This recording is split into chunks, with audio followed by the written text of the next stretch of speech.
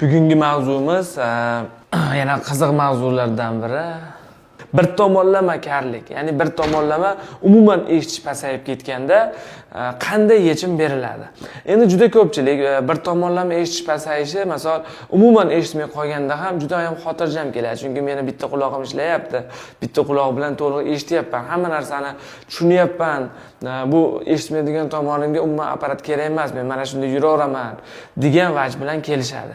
Endi biz ularga qanday deb tushuntiramiz? Miya aynan направление, ya'ni bir tomondagi tovushlarni qabul qilishga moslashib qoladi. Ya'ni biz 50% eshitish mahrumligiga ega bo'lib qoladi bu odam.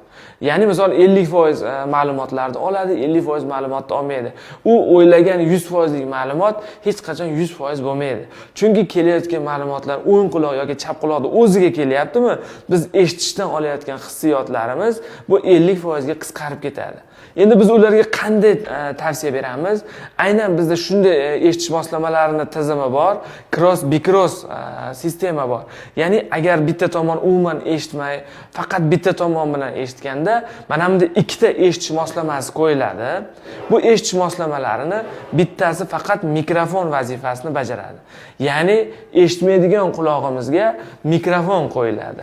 Bu mikrofon 50% bu tomondagi gradus bo'yicha kelayotgan tovushlarni qabul qiladi va havo orqali o'zini ulanish tizimi orqali ikkinchi eshitish moslamasiga uzatadi.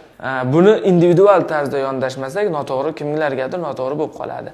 Agar mana shunday bir tomonlama pasayish bo'yicha kimdadir muammo kuzatilayotgan bo'lsa, bizni pastdagi telefon aloqa raqamlarimizga qo'ng'iroq qilinglar, bizni mutaxassislarimiz sizga aloqaga chiqib, o'zingiz uchun individual tarzda yana javob berishga harakat qilishadi. Bizni kuzatishda davom etinglar, sog' bo'linglar.